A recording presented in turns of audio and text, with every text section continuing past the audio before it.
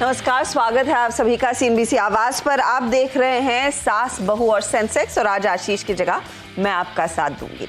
भारतीय बाजारों में आज अब तक क्या हुआ है वो पहले आपकी स्क्रीन पर लेकर आते हैं। छोटे दायरे में कारोबार। आज याद रखिएगा निफ्टी फाइनेंशियल सर्विसेज की एक्सपायरी है, तो निफ्टी बैंक की चाल ज्यादा बेहतर दिखाई देगी निफ्टी की तुलना में। निफ्टी इस समय 17,772 के लेवल्स पर 17,776 तक का इसने हाई जरूर लगाया था, लेकिन उसी के आसपास ट्रेड बनता हुआ इस समय दिखाई दे रहा है। 17,792 भी बीच में गया है, तो कोशिश है इनफैक्ट 17,800 तक जाने की।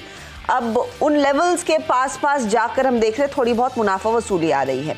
अब आइए आप निफ्टी बैंक पर। निफ्टी बैंक के लिए इस समय आप गौर करेंगे तो 100 पॉइंट की बढ़त है, लेकिन अगर आप डे हाई से कंपेयर करें तो चाल करीब 100-150 पॉइंट या फिर 130 पॉइंट की नरम होती हुई जरूर दिखाई दे रही है। 42,738 तक के लेवल्स इस समय आपको देखने को मिल रहे हैं। मिड कैप इंडेक्स इस बीच थोड़ा सा फिसला है। अभी कार्यक्रम खोलते ही करीब 4-5 पॉइंट के नुकसान पर इस समय मिड कैप इंडेक्स, जहां पर हमने देखा था ट्रेड थोड़ा तेजी का था। गिरने वाले शेयरों की संख्या अब बढ़ने लगी है और रेशियो 1.6:1 का है। 1700 बढ़ने वाले शेयरों के सामने 1000 के आसपास गिरने वाले शेयरों की संख्या है। सेक्टोरली बैंकों में इंटरेस्ट है, क्योंकि आज दरअसल देखिएगा बैंकिंग काउंटर्स पे तैयारी हो रही कि यहाँ से आगे के नतीजे कैसे रहेंगे। एक्सिस परसों आएगा, कल बजाज फाइनेंस के नतीजे आने वाले हैं, कल के सत्र में हमने इंडसइंड बैंक के नतीजे देखे, तो बैंकों को लेकर थोड़ा बहुत एक्शन देखने को मिल रहा है, लेकिन निजी कंपनियों से ज्यादा सरकारी बैंकों में ज्यादा इंटरेस्ट है। तो पीएसयू बैंक इंडेक्स आपकी स्क्रीन पर आ जाएगा, जहां पर आप गौर करेंगे तो निफ्टी बैंक को ये दरअसल कर रहा है आउट परफॉर्म। 1.5% की तेजी देखने को मिल रही है।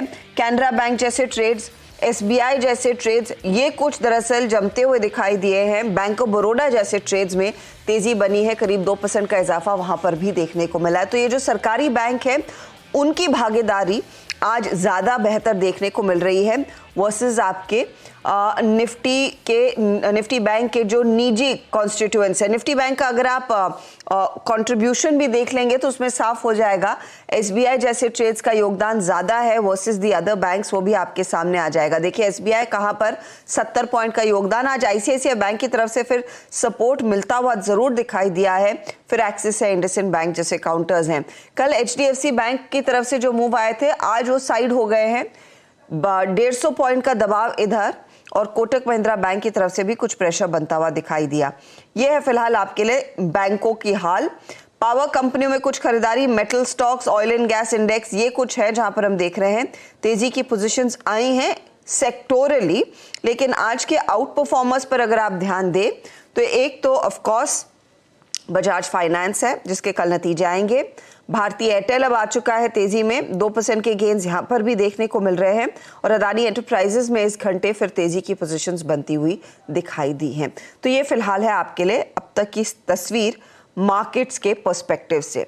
2 काउंटर्स जिनकी धुलाई हो रही है, एक है इप्का लैब्स, इस पर आपकी नजर सुबह से ही बनी हुई है। इप्का ने दरअसल जो डोमेस्टिक कारोबार है यूनिकेम का, उसको खरीदने की प्रक्रिया दरअसल शुरू की है। और यूनिकेम के पिछले 9 महीनों के अगर आप नतीजे देखेंगे तो वहां पर प्रदर्शन अच्छा नहीं। 3 इनके प्लांट्स इंपोर्ट अलर्ट में है, तो यूनिकेम में जहां पर तेजी बन रही है, इप्का पर दबाव गहराता हुआ दिखाई दे रहा है कि क्या शायद ज्यादा पैसा दे रहे हैं वैसे भी लॉस मेकिंग एसेट्स के लिए, वो एक चिंता मार्केट को। दूसरी तरफ क्रॉम्पटन, अब क्रॉम्पटन ने अपने मैनेजमेंट चेंज में कुछ अपडेट्स दिए हैं और जो नया चेहरा निकल कर आया है, मार्केट ये कह रहा है उनको दरअसल इस तरह की लीडरशिप पोजीशन में कभी किसी ने काम करते नहीं देखा है, और वो डर है कि क्या वो बिजनेस को स्केल कर पाएंगे या नहीं।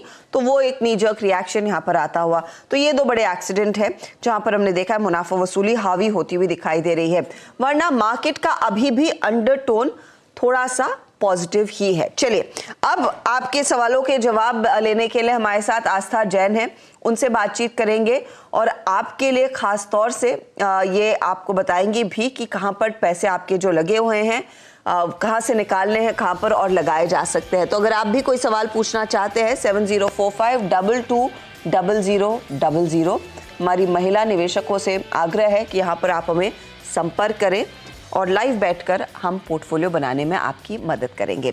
आस्था, गुड आफ्टरनून। पहले तो मैं मार्केट पर आपकी राय जानना चाहती हूँ।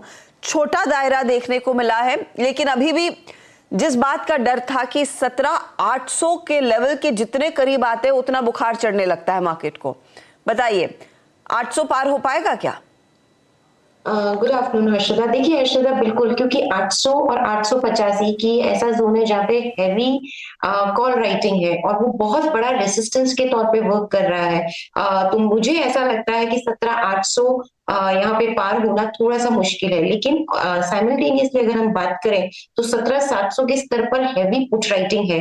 तो वो भी, और ये जो 17,700 की पुट राइटिंग है इसमें काफी ज्यादा बड़े यहाँ पे पुट राइटर्स खड़े हुए हैं। सो ऑल इन ऑल मेरे हिसाब से अभी यहाँ पे एक दायरे का, जो आपने भी बोला, दायरे का कारोबार हमें देखने को मिलेगा, लेकिन अभी अंडरटोन यहाँ पे एक रेंज बाउंड ट्रेडिंग का ही है, इसलिए मैं सलाह दूंगी कि नई खरीदी ना करें। इनफैक्ट मुझे ऐसा लगता है इंट्राडे में थोड़ा सा फिसल सकता है मार्केट। 17,750 तक के लेवल्स हमें पहले तौर पे दिखा सकता है, उसके बाद 17,735। तो अभी खरीदारी नहीं करनी है, मार्केट को थोड़ा सा और यहाँ पे संभलने देना है, क्योंकि डाउनसाइड हमें देखने को मिलेगी। ऊपर में 17,800 बहुत इंपॉर्टेंट रेसिस्टेंस है, उसके ऊपर जाए इंट्राडे में तो ही यहाँ पे तेजी करनी है, नहीं तो यहाँ पे अभी वेट एंड वॉच की स्ट्रैटेजी अडॉप्ट करनी है। वेट एंड वॉच की स्ट्रैटेजी आप अडॉप्ट करें। नई तेजी 17,800 के पार निकलने के बाद ही की जाए, ये इंडेक्स पर व्यू है। चलिए अब स्टॉक्स